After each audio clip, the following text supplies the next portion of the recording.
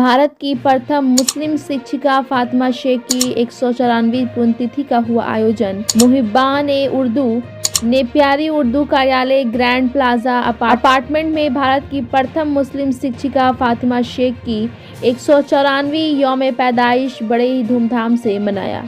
ज्ञातव्य हो कि 194वीं शताब्दी अर्थात 9 जनवरी 1831 ईस्वी को महाराष्ट्र के पुणे स्थित गंजपत में जन्मी फातिमा शेख एक महान समाजसेवी थीं।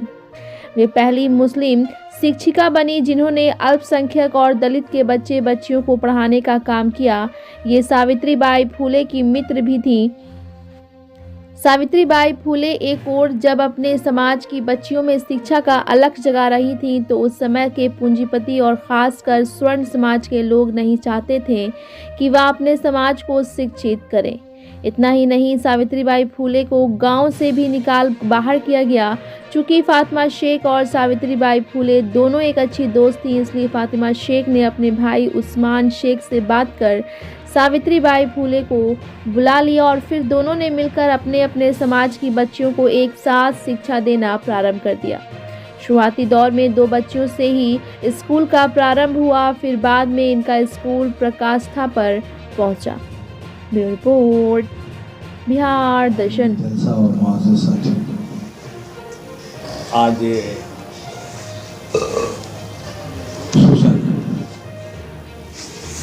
परवेज साहब को हम मुबारकबाद देते हैं, क्योंकि हमेशा कोई वाइटल इशू जिस ज्वलंत मुद्दा सामने में रखते हैं और रखते ही नहीं उसको आखिरी। बड़ी खुशी का मौका है कि हम लोग आज यहाँ पे जमा हुए हैं।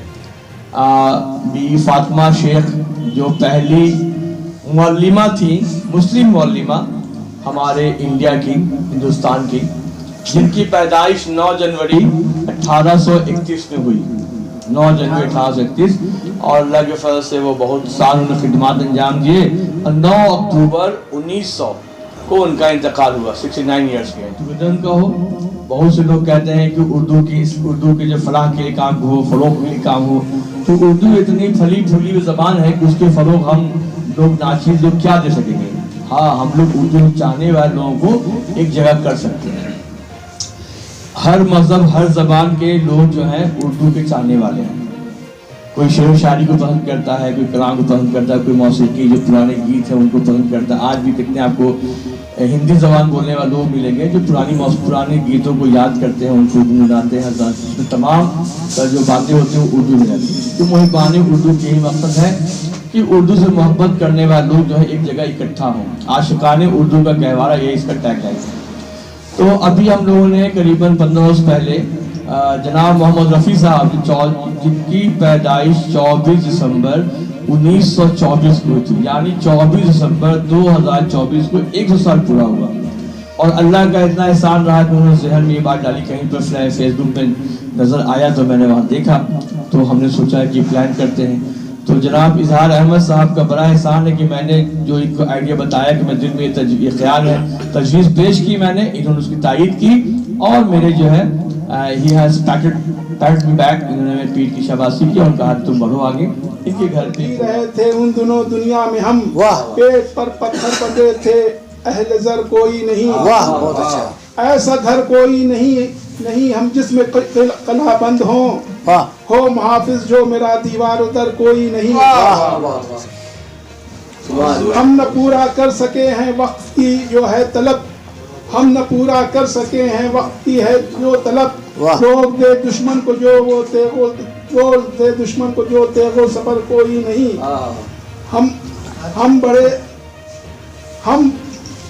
हम बढ़े जिस तरफ को है गिराने राह दी, हम बढ़े जिस तरफ को है गिराने राह दी। बेखतर रब तो हमारी रह गुजर कोई नहीं। थी यही दुनिया हमारी हम सफीर आज हम, ये थी यही दुनिया हमारी हम सफीर आज हम ज़बा कोई नहीं है, हम सफ़र कोई नहीं। इसलिए नुसरत नहीं आती है अब अल्लाह की, बादशाह वक्त अपने मौत पर कोई नहीं। वाह, बहुत अच्छा। अपना कब्जा चांद पर भी करने वाला है उदू, जो बुलंदी हमको बख्शे बाल पर कोई नहीं। ये हकीकत है कि एक बोझ है धरती पे हम, कम नजर कच फहम है अहले हुनर कोई नहीं। कल तलक के कौम थी, कल तलक ये वाकिफ हो सके। अब आप गौर कीजिए, फातिमा शेख ने सिर्फ तालीम के सिलसिले में काम नहीं किया, हम ये समझते हैं कि उन्होंने एक वसी ज़हन लोगों को दिया। अपनी दौलत को दूसरे के हवाले कर देना वो सिर्फ मुसलमानों की तालीम के लिए नहीं था, वो तमाम लोगों की तालीम के लिए था। इससे वुसअत नज़र का पता चलता है। उससे इसका पता चलता है कि अपनी चीज़ों को उन्होंने दूसरे के हवाले किया कि कॉज दबने ना पाए, वो आगे बढ़े और पढ़ने लिखने का माहौल हो। तो गोया वो सिर्फ मुस्लिम बच्चियों के लिए आइडियल का काम उन्होंने नहीं किया है, बल्कि सारी ख़वातीन के लिए एक नमूना अपने आप को बना करके पेश किया है कि उनकी कोशिशों काबिज से तहरीक चली। फिर जो कहते हैं कि समाज में पसमादा तबका, समाज का वो तबका जो वीकर सेक्शन में है, कमज़ोर तबका है, उन्होंने तमाम फातिमा शेख जैसी खातून को सरकार ने या आम लोगों ने उसको जो है नज़रअंदाज कर दिया, उनकी अहमियत को कभी नहीं पहचाना। तो एक ऐसे आदमी का जो सेंट्रल गवर्नमेंट के एक बहुत ही इम्पोर्टेंट मिनिस्ट्री में बैठा हुआ है, वो इस तरह की बातें कर रहे हैं, ये इंतहाई ना सिर्फ काबिल एतराज़ बात है, ये बहुत ही अफसोसनाक बात है, ख़ासतौर से जो हमारे मीडिया पर्सन है उन लोगों के लिए। तो इसमें हम एक आप लोगों को मशवरा देंगे कि ये मुल्काने उर्दू जो तंजीम है उसकी तरफ से एक कंडेम होना चाहिए, लेटर ऑफ कंडेम, और ये कंडेम जाना चाहिए, बयान भी जाना चाहिए, गवर्नर को भेजना चाहिए कि इस तरह की बातें जो है वो नहीं होनी चाहिए। एक ऐसी हिस्ट्री जो लगभग 200 साल से चली आ रही है उसको मस्त करने की एक कोशिश है। और ये आप सभी जानते हैं, हम सभी जानते हैं कि जो दलित और मुस्लिम की जो तारीख थी वो आम तौर से रिकॉर्ड नहीं की गई है। ऐसे दौर में जब इस तरह की खातून की हिस्ट्री चली आ रही है, वो उस हिस्ट्री को ख़त्म करने की ये एक कोशिश है। तो इसको उसी अंदाज में देखना चाहिए और इसको कंडेम किया जाना चाहिए इस बैनर तरीके। दूसरी बात ये कि ये बैनर है तो जाहिर बात है ये वीडियो रिकॉर्ड हो रहा है, तस्वीरें भी ली गई हैं, हम समझते हैं कि ये जो जिनके बारे में बहुत कम लोग हिंदुस्तान में जानते हैं, जिनकी खिदमत इतने बेबहा हैं कि मैं बयान नहीं कर सकता हूँ। यूट्यूब पर देख रहा था, अभी इन्होंने अनवर साहब ने भी बताया कि जिस वक्त कौन फूले थे, सावित्री बाई फूले और ज्योति भाई फूले, ज्योति भाई फूले और उनकी वाइफ ने ख्वातीन की तालीम का आगाज जो भारत में किया, उसकी वजह से उनको घर से भी निकाल बाहर किया गया। इसलिए कि उस जमाने में लड़कियों को, औरतों को तालीम का तो इंसान सोच ही नहीं सकता था। हम लोग तो खुद बता रहे हैं अपने ज़माने में, डॉक्टर साहब, फिरोज साहब, कि जब हम लोग पढ़ते थे, छोटे छोटे जब थे, तो औरतों लड़कियां जब पढ़ने जाती थी कुछ घरों की, और लोग मजाक उड़ाते थे, यानी उसकी बेटी देखो ना, जा रही पढ़े, ये भेजा बड़का, ये बना देगा, बना देगा, सब बना देगा, ये कर देगा, यानी गुनाह समझा जाता था। और ख़ास करके मुस्लिम घरानों में तो और भी ये गुनाह समझा जाता था वहाँ, इसलिए पर्दा सिस्टम इतना था। आज से 100 साल पहले की बात, मैं अभी कुछ सालों की बात कर रहा हूँ, 40-50 साल, 75-70 की बात कर रहा हूँ, तस्वुर नहीं कर सकते थे। और उस वक्त जो है उन्होंने, फातिमा शेख ने लड़कियों की, खासकर मुस्लिम लड़कियों की तालीम के लिए एक बिगुल बजाया, जिसका फल आज हम लोग काट रहे हैं। दे दिया था सावित्री बाई फुले और ज्योतिराव को, मतलब ज्योतिराव फुले को, तो उनको दिया। तो यहाँ पे हम लोग ये भी देखते हैं कि इनकी उम्र काफ़ी कम थी उस ज़माने में, और ये काफ़ी पढ़ी लिखी थी, और एक समाज सुधारक, मतलब उस ज़माने में तो मतलब समाज सुधारक ही हुए, जो मतलब महिला और बच्चियों लोग को पढ़ाने का काम, जो कि स्कूल उन लोग को भेजा नहीं जाता था, तो स्कूल वहाँ अपने मतलब घर में लोग खुलवाएँ, वहाँ पे डोर टू डोर गई और ज्योतिराव फूले और सावित्री बाई थी लोग दलित बच्चों लोग पे ज़्यादा इन लोग काम किए बच्चियों पे, और इन्होंने मुस्लिम बालिका को डोर टू डोर जा कर के मतलब जो भी हम देख रहे हैं तो मतलब बुलाने का काम किया। कोई भी अपनी मर्जी से उस ज़माने में मतलब बच्चियों लोग को स्कूल नहीं भेजते थे, तो ये बहुत बड़ी उस ज़माने में मतलब क्रांति कहिएगा। और ये चीज़ हमेशा मतलब इनका नाम मतलब जुड़ा रहता है, वो देख रहे सावित्री बाई और ज्योतिराव फूले के साथ। तो इन्होंने तो मतलब उनको एक तरह से उनके साथ चले क्या, उनको भी मतलब एक जगह दी तब वो आगे बढ़े, और उनके साथ कदम पे कदम मतलब मिलाया और उनको जो मुकाम मिलना चाहिए था उनको वो मुकाम नहीं मिला, पर सावित्री बाई फूले को वो मुकाम मिला। तो वही बहुत तारीफ जितना किया जाए उतना कम है कि शिक्षा के प्रवृत्ति में आगे बढ़ाने का इनका बहुत सफल प्रयास रहा है, योगदान रहा है।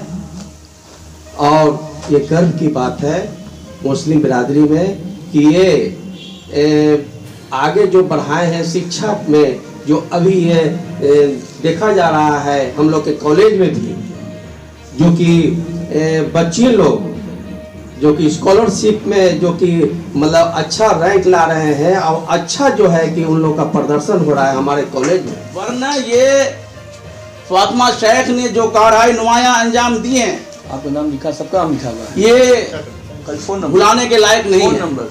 हमें हमेशा याद रखना होगा जी, सिर्फ इस बुनियाद पर ये भुलाई जा रही हैं कि वो मुसलमान लेडी। आज हम मुसलमान नहीं होती है, फातिमा शेख मुसलमान नहीं होती तो आज पूरा हिंदुस्तान इसे याद कर रहा होता। तो ये अलमिया है हमारे साथ। अब इस अलमिया को दूर करने के लिए हमें क्या करना होगा, ये मिल बैठकर सोचना होगा।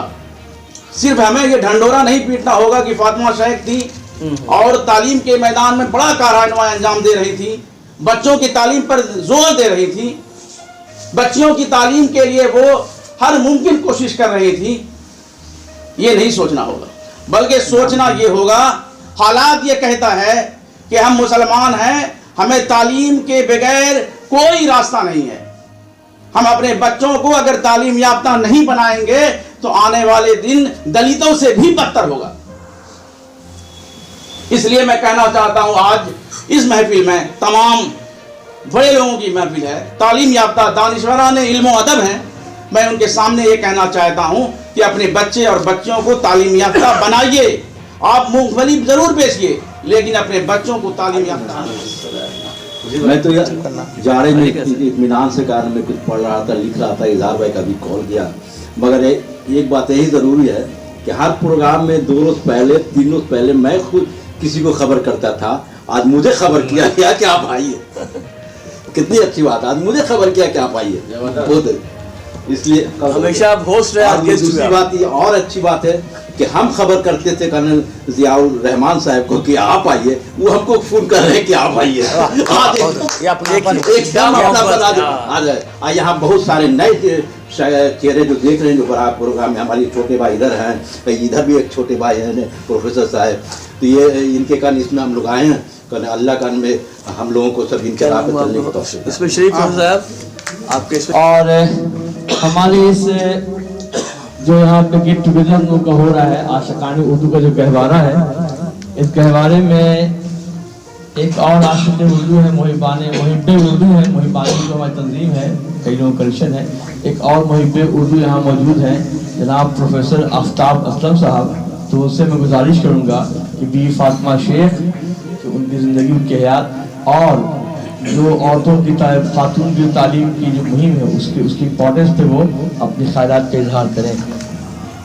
पहले तो मैं इजहार साहब का, नवाब साहब का खास तौर से शुक्रिया अदा करता हूँ कि मुझे मुहिब्बान उर्दू में की इस महफिल में मुझे भी शामिल किया गया। मुझे तो खबर भी नहीं थी, अभी नवाब साहब का फ़ोन आया, इजहार साहब बुला रहे हैं, मुझे मालूम भी नहीं था कि क्या तकलीफ है, लेकिन मैंने समझा कि शायद गुलाम सरवर साहब की इससे ताल्लुक़ से कोई प्रोग्राम होगा, उर्दू दिवस का कोई प्रोग्राम मनाया जा रहा होगा। लेकिन चलिए इत्तेफाक से दोनों प्रोग्राम एक साथ टैली कर गया। तो बीबी फातिमा शेख की तो असल पैदाइश उनकी तो पैदाइश 9 जनवरी को थी। हम लोग तो आज 10 को मना रहे हैं, तो दोनों को एक साथ मनाया जाए। गुलाम सरवर साहब को भी याद कर रहे हैं हम लोग इस मौके पर। तो औरतों की तालीम तो इस्लाम की बुनियाद शुरू से इस्लाम में भी रही है कि इस्लाम की भी तालीम यही तालीम रही है कि औरतों को तालीम याफ्ता किया जाए। एक औरत अगर तालीम याफ्ता रहेगी तो पूरी जनरेशन तालीम याफ्ता होगी। अभी भी फातिमा ने ज्योति फूले जी के साथ मिल करके सावित्री फूले जी के साथ मिल करके जो गर्ल्स एजुकेशन से रिलेटेड जो काम किया वो कोई छुपा हुआ नहीं है। 9 जनवरी 1831 को वो पैदा हुई। उसके बाद से जो अपने टाइम से उस वक्त के हिसाब से उन्होंने जो काम किया वो बहुत बड़ा काम था, कारनामा था उनका। तो हम लोग भी कोशिश करें अपने बच्चों को पढ़ाएं। आज जिस तरह से हमारी बिरादरी की, हमारे कौम की लड़कियां जिस तरह से आगे बढ़ रही हैं तालीम के शोबे में भी, तो ज़रूरत इसी बात की है कि इसी तरह से हम अपनी बच्चियों को पढ़ाएं लिखाएं और तमाम फील्ड में, हर फील्ड में, सिर्फ पढ़ाई के ही शोबे में नहीं, बाकी दूसरे शोबात में भी आगे बढ़ने की तस्वीर कराएं, उसको तरजीब दें। तो इसके साथ ही मैं गुलाम सरवर साहब को भी खराज अक़ीदत पेश करता हूँ और उम्मीद करता हूँ कि इसी तरह से ये प्रोग्राम हर साल या वक्तन फवक्तन उर्दू से रिलेटेड जो भी मौजूद होगा उस पर ये प्रोग्राम होता रहेगा। और इसमें मुहिब्बान उर्दू और आशिकान उर्दू की जो टीम है वो और बढ़ती जाएगी और उसमें इजाफा होगा। इसी तरह से और भी हम लोगों ने काम किया। Ayub Urdu girls high school कायम किया के भाई का काम शुरू किया गया। तो ये एक बड़ी बात ये है कि हमारे यहाँ और भी काम हो रहा है। हम लोगों के यहाँ गर्ल्स कॉलेजेस की बुनियाद डाली गई और जैसा कि अभी बताया कि इन्होंने एक ये स्कूल के लिए किसने जमीन दिया था, वो बीबी फातिमा शेख ने, भाई उस्मान शेख ने। तो एक बड़ी बात है कि आज हम लोगों के इस दरमियान में ऐसा भी काम करना चाहिए। और जहाँ पर बातें और भी हैं तो एक बात ये बता दें कि शाह हसन साहब ने बताया कि जहाँ पर उर्दू लाइब्रेरी का मामला आ रहा है, अभी 4 आदमी का नाम सर फहरिस्त आएगा। पहला उर्दू लाइब्रेरी के लिए सैयद महमूद साहब,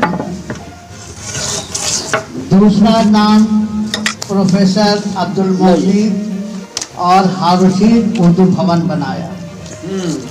तीसरा नाम अरशद फिरोज साहब का है कि एक उर्दू लाइब्रेरी के लिए एक बड़ा सा जगह बनाया और एक कैंपस जो कि आप लोग देखते थे कि वो अलग से वहाँ से पटना यूनिवर्सिटी की मेडिकल कॉलेज का रास्ता था, वो बंद किया गया और अपना कैंपस हुआ।